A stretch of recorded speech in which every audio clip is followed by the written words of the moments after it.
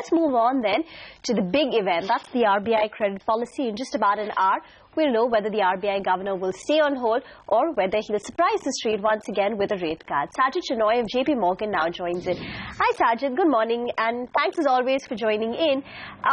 Would you go with consensus? Sure, good morning. Would you go with consensus this time around, or do you think he could positively surprise with a rate cut? There is a probability.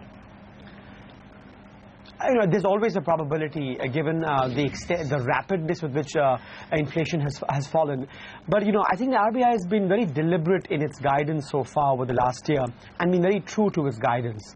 And the guidance on January 15th, when the surprise rate cut happened, was quite explicit that, key to further easing are data that show the continuing disinflation, high-quality fiscal consolidation, and supply-side reforms. Now these events were expected to happen between Jan 15th and Feb 3rd. There has been no new data suggesting CPI momentum remains weak, which is why I think the RBI will wait for the budget. One could expect pretty significant fiscal reform in the coming budget. So I think it's the responsible thing to do for a central bank to see how fiscal policy pans out and then react accordingly after that. So our base case is they stay on hold today and there's a 25 basis point cut shortly after the budget. Okay. Sajjid, hi, good morning. We were speaking with Abhi Barua earlier on the show, and he is expecting a 25 basis points rate cut today. And he says that one of the reasons could be because things have changed on the fiscal consolidation front with the successful share sale of Coal India, etc. If you're not expecting a cut today, at least do you think the commentary of the RBI governor would be dovish? Oh, absolutely. I think everything has changed in favor of, reinforcing the disinflationary impulses in India.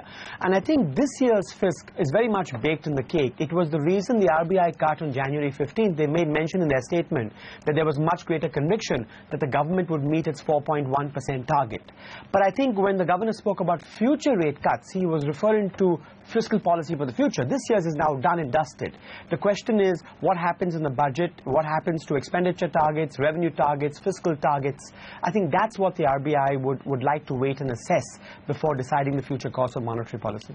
Okay, so some more color on the commentary, because since the last statement, there has been more progress on fiscal consolidation. The core sector growth in January suggests that, it's weaker. Will he sound more dovish compared to the last time around? And what all will he incorporate in his language? I think the RBI has been appropriately dovish in the last policy statement, talking about the disinflation in food, talking about oil prices, talking about weak growth. So I think they'll reinforce those signals. And as you correctly said, I think be gladdened by the fact that the government's determined to press on with fiscal consolidation. So, I think markets must realize now that the RBI indicated last time that when it starts a rate easing cycle, it will continue in that vein. I think the open questions are how does fiscal policy evolve and how does it affect the RBI's reaction function? And B, what is the real policy rate that the RBI would like to achieve over the next year? Because I think that becomes the constraint to a larger easing cycle. So I think those are the kind of questions that one would hope to try and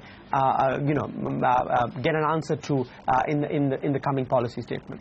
Okay. Will the quality of fiscal consolidation worry the RBI governor, Sajjid? I mean, of course, the finance minister has repeatedly said that, fiscal consolidation will be achieved through a combined benefit of lower planned expenditure as well as divestment. But given that a big chunk of it will come through divestment, do you think the quality of fiscal consolidation would concern the governor?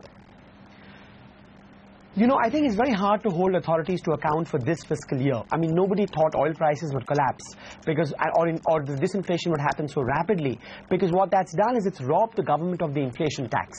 Disinflation is great for households, but terrible for tax revenue. So I think the government has been caught between a rock and a hard place, and so one can't quibble at the manner in which they'll get to 4.1. I think when the RBI talks about high-quality fiscal consolidation, these are all forward-looking statements for next year's budget. And I think think that's the key here.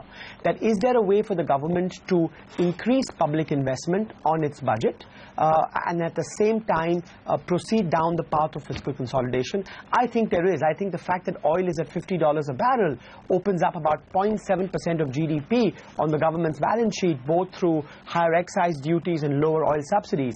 If you combine that 0.7% with more aggressive asset sales next year, you can achieve both things. You can boost public investment, you can increase funds for bank recapitalization, and you can proceed down the path of fiscal consolidation. So it's essentially an asset swap on the government's balance sheet.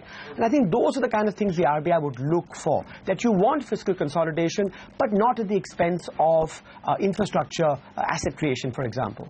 Okay. You said that you expect one rate cut perhaps immediately or shortly after the union budget. When would the next one be? Do you expect the rate cuts to be front-loaded?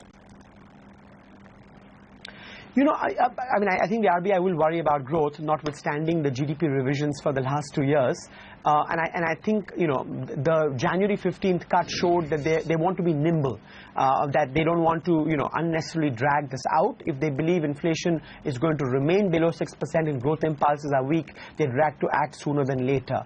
So the way we have it in our baseline case is, assuming that there's no major departure from the fiscal consolidation path, most likely the RBI will perhaps act in early March, not wait for the April review. And I think thereafter be very data dependent. If by April or May we find that food inflation data is well behaved, remember, food here is the key. Food disinflation accounts for 70% of the disinflation in headline CPI over the last year. And within food, cereals and vegetables account for 95% of the disinflation of food. So I think what the RBI will want to see is by April or May, if these well-behaved food dynamics continue, they'll have more confidence that the food disinflation is structural, not seasonal. And so we pencil in one more rate cut somewhere around April or May. Right now, we're just working with 50 to 75 basis points of cuts, because under our baseline assumption of inflation averaging 5.5% for 2015, we think the real policy rate needs to be somewhere around 1.5 or 1.75, which opens up about 75 basis points of cuts for this entire cycle in the first 6 months of the year. Okay, so just to come back to the first question then, zero possibility in your mind of a rate cut today? Is that what you're going with? I would not say zero possibility. I think there's always some possibility, just given the speed and magnitude of the disinflation in India and the confidence that inflation will remain below 6%. But I think it's a low probability, given the budget that's in 3 weeks' time. So I think what you'll see is a whole now dovish language and, punting the ball to post the budget. All right, Sajjid, we leave it at that. Thanks for joining us. Perhaps that's what the market is going in with as well, because now we flattened out completely, just up about 8 odd points for the Nifty. In fact, the banks have gone into the red. So Axis, Kotak, HDFC Bank are all trading with cuts of about 0.5 to 1.5%.